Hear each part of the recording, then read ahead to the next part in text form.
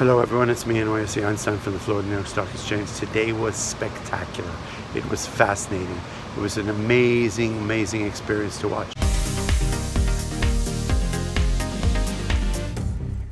Markets get eviscerated in the morning and rally back in the afternoon. It was a 300, 400, 500 point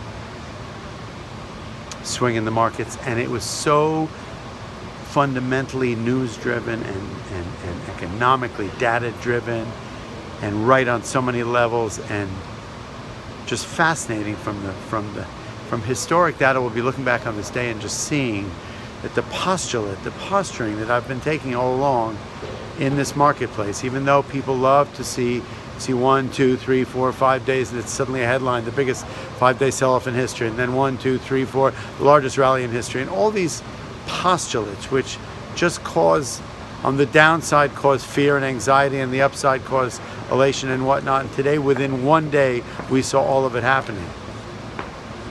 This morning, the markets sold off 350 points on a lot of stuff, on some tariff, and I'm not even going to get specific, but on some tariff news, some growth news, some inflationary news, some ISM numbers, some prices paid numbers. That's the number that manufacturers pay for the making of their product. So there was inflationary fears, higher interest rates, fear about global slowdown, wage growth. That was the negative postulate of all these things. Nothing to do with the earnings.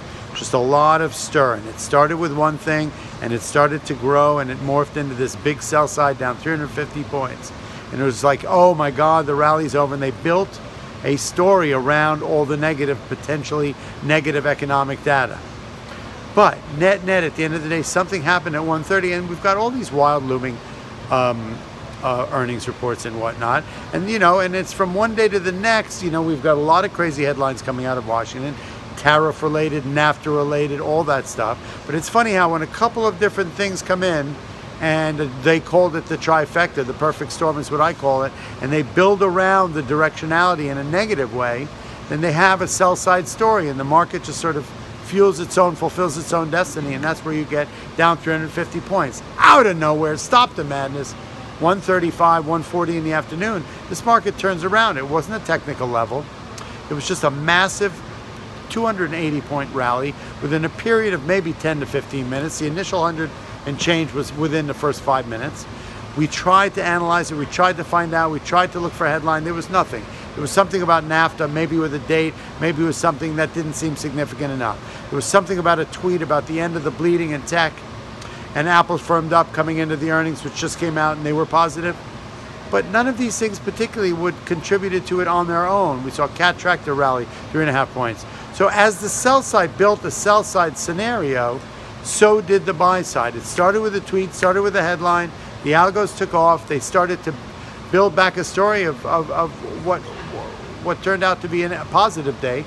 We ended the day with more green than red. Oil was down. There was a blip of a reversal intraday. I mean, it's kind of 50-50 on that. It's really 50-50 on volume, but at the end of the day, we're only down 64 points, down 360 at the low. And down at the low, they were all talking about the fact that this whole thing was over.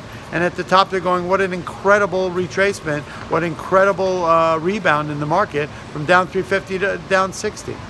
Apple earnings came out after the bell, some stuff about Facebook and whatnot. At the end of the day, though, what I've been selling for months, talking about for a year and a half, is that on the down, that the selling has been emotional and the money and the buying's been smart money.